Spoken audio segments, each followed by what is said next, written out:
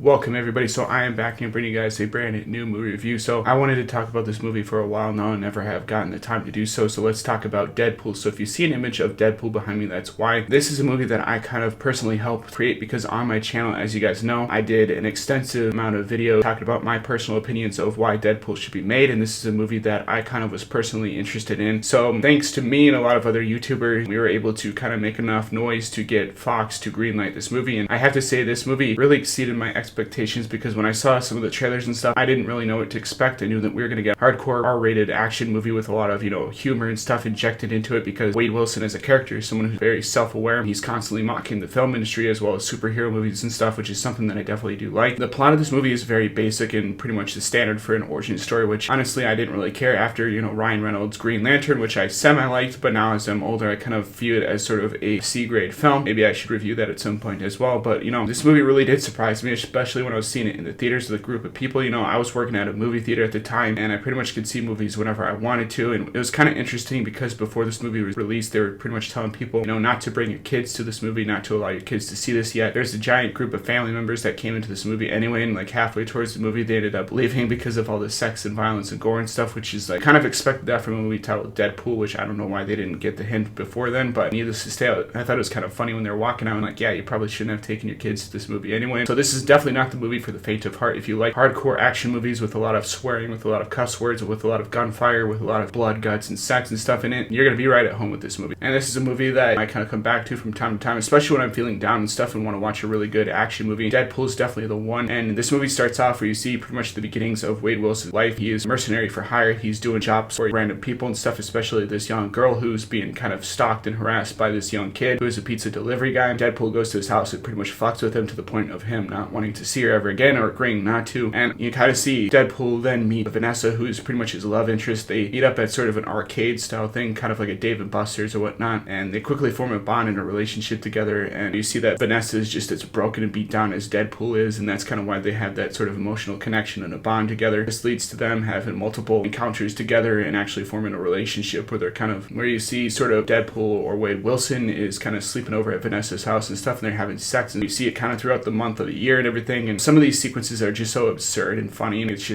just kind of have to laugh at sort of the sequences of events that kind of happen. And Deadpool mocks a lot of things, especially the Taken films as well as Star Wars at one point in time in the movie, which I think is kind of cool that they reference things in popular culture, which they definitely do. You see that in the background of Deadpool's place, that he has a bunch of movie posters and stuff along his walls and stuff, which is kind of something that I can relate to because I have that myself. Then you find out that Wade Wilson kind of has cancer, and so sets in forth the motion of him becoming a superhero. He eventually goes to Weasel, who's his pretty much best friend, and he's played by T.J. Miller. T.J. Miller, from Cloverfield fame. This is pretty much the movie that he did after Cloverfield, and I think that his brand of humor definitely shines through, especially within this movie, especially when he's mocking Deadpool later on after his transformation and everything. He's calling himself like, Harry Ballsack, just spewing out expletives at pretty much every chance he gets. Some of the lines of this movie are just super freaking hilarious. Like, I'm not saying any of the quotes just because I really want you to go see this movie for yourself. Like I've said before in countless other reviews, that the mark of a really great movie is one that has a bunch of quotes and one-liners and stuff that you're kind of quoting even after the fact. Like, some of these scenes that I see in this movie still hold up to this day. Like I said before, you find out that Wade Wilson kind of has cancer. He is really heartbroken about that because he wanted to start a life with Vanessa, and so he's constantly going to the bar. Now he's drinking. There's this plaque that has a bunch of names on it, and it's called the Deadpool, which is where he gets his name from. And you see things like Bill Cosby and a bunch of other inside jokes that only if you really look hard into the Deadpool list that you pretty much figure out who is on that list. Pretty funny to even go back to this day and kind of look and see what you can find. They kind of talk and they're like, he doesn't know what he should do, and then he's like, oh well, there's this guy that came in kind of looking for you, and it's this dude kind of dressed in all black, pretty much like a Men in Black type of situation. And Deadpool goes to talk to him, and he pretty much tells him that he can make Deadpool or Wade Wilson a superhero. And at first Wade Wilson doesn't really see him as a viable option. He thinks he's just silly because superhumans don't really exist in real life. Eventually Wade Wilson does the hardest thing that he has to do in order to save himself and Vanessa, and that is go to this facility where they're creating pretty much the Weapon X soldiers and stuff. This is pretty much a facility where they have all that gear and equipment that they would normally have for the Weapon X program, and they pretty much transform Deadpool into a super soldier. Francis is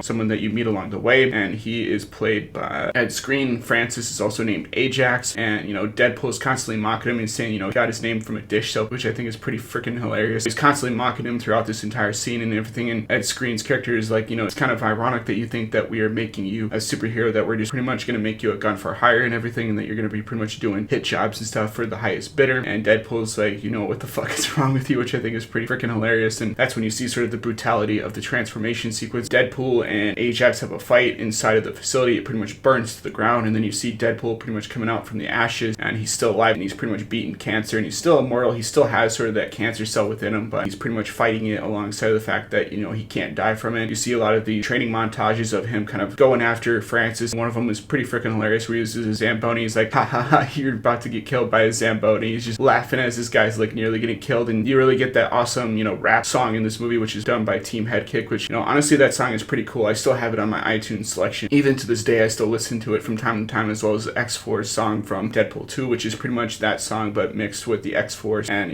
I just think it's the funniest freaking shit that I've ever seen in a movie theater, and a lot of people were laughing at that point. But it seems like that, showing Deadpool training and everything and becoming the Deadpool that I think really shows this movie, because if you just see Deadpool becoming a superhuman soldier and he's automatically good, like, you don't really view him as someone that's worthy of fighting Ajax at the end of this movie, which he definitely does. How this happens is that Deadpool goes to meet Vanessa. He wants to pretty much tell her what happened to him and show him and reveal to her his face. He's pretty much scared to do so. It's pretty much like a first date and everything, where he's kind of got the jitters and he doesn't know if he should reveal himself to her or just kind of walk away and let Vanessa live out her life at this strip club, and eventually gets up the courage to kind of go to her, but then she's gone, and he's like, we have to go to Weasel, who's there with them. And Deadpool eventually does go out to the back alleyway that Vanessa was in right after, she was captured by Ajax, who is pretty much there looking for her as well, so that he can get to Deadpool. This leads to a fight on top of a helicarrier, which pretty much leads to Deadpool being in the MCU, which Deadpool 3 will definitely take place within the MCU universe, because Fox, Disney kind of pretty much merged together now, so they pretty much own the rights to that movie, which makes me a little bit skeptical, because it's like, you did so well with the R rating. I don't know why you'd think to even consider Deadpool PG-13 unless he's in the team-up movies, which would make more sense. Keep Deadpool rated R for the solo flicks, and with the team-up movies with the Avengers, maybe keep it PG-13, I don't know. But Deadpool eventually goes to fight Ajax on top of this helicarrier. That's where you see Vanessa. She's in the same cryo chamber type thing that Deadpool was in that led him to his transformation. Ajax is kind of threatening Vanessa with her life and also transform her into a superhuman, which I don't know why they didn't go with that plot, because I do know that in the Deadpool comics, Vanessa is actually a more important character than she is in this movie. But they have this big giant fight and everything. Deadpool nearly loses, and you see Vanessa fly off the edge of the helicarrier, not before, Deadpool grabbing hold of her as she's falling, and says maximum effort, which I don't know where that came from, pretty much just came out of nowhere, but it's so funny. The helicarrier topples down on top of them, and then you get that awesome sequence at the end where you get that little kiss sequence at the end of the movie. Deadpool actually killing Ajax, even though Colossus throughout this entire movie, which Colossus has a major part, he's trying to recruit Deadpool into the X-Men, which he eventually does in Deadpool 2. He's trying to tell him ways of being a hero and everything, that he shouldn't be killing all these people, trying to be the Captain America of the X-Men franchise. There's even a joke where they go to the X-Mansion and there's barely anybody there except for Colossus and Negasonic Teenage Warhead, which he eventually makes fun of her name, because he's like, oh, Negasonic Teenage what? Like, it's just an absurd name within this movie. He's kind of mocking, making fun of her for that. So he eventually kills Ajax and pretty much kills him for good, but you don't really know if he's going to come back or anything, because even in these MCU movies, even if they kill off people, they can eventually come back in the future movies. But I really like Deadpool because it mixes the blend of CGI as well as, awesome action set pieces and stuff and practical effects. Like, again, the mark of a good movie is one that utilizes not only one-liners in a really good way that makes you think about the movie afterwards, but also practical and CGI effects. This is something that we haven't really seen before in a movie, especially with a superhero movie with an R rating. Awesome action sequences with a lot of humor and stuff. Like, yeah, the MCU has done it before, but not in this way where it's so over the top and edgy that you kind of come back to it every so often and kind of watch it just because it's a really good movie. I really do like some of the stunt effects, like the ones with the freeway chase. Deadpool's fighting these thugs after leaping off the edge of one freeway bridge onto another and kind of slamming into the car, which you see in the test footage for the Deadpool test, which was leaked presumably by Ryan Reynolds or one of the people in the Deadpool production team, which I think was a really cool way of getting people excited and hyped up for that movie, because if they hadn't released that footage, I don't think this movie would ever get made. And I really like some of the fight sequences in the training montage. I think it's really cool, especially that Zamboni scene, which I kind of consistently laugh at. Like, every single time I see that movie, like, in that Zamboni scene comes up, laughing my ass off. Like, it's something that, like, I can't really control just because it's so ridiculous. The crazy ass fight sequence on top of the helicarrier and the end of Deadpool is something that is also really cool and everything. It's kind of seeing the formation of Wade Wilson as Deadpool and his relationship with Vanessa is something that I thought was really uniquely well done, and I don't think it's going to be even matched this day with superhero movies, just because I don't think nowadays they would even go to that lengths of that they did with the sex scenes and stuff like that within this film. Like, even with the little Stan Lee cameo where he's sitting on top of a DJ mixing dressing booth, kind of see like all the naked women and stuff around in the strip club, and it's just something that I don't think will ever happen again. And I really do think that it's really cool that they chose to do that on the first film back when Deadpool was a part of 20th Century Fox, just because I don't think Disney would have the chops to even do that to this day. But who knows, maybe Disney will get their act together and make some really cool Deadpool films, because Deadpool has always been known as sort of the wise-talking, wise-cracking, quirping sort of character, and he's also known for, you know, sexual humor and stuff like that. So maybe if Bob Iger kind of sees the success that Deadpool 1 and 2 have done, that maybe he'll kind of continue that tradition in the third film. But I guess we just have to wait and see. But this movie definitely gets an A+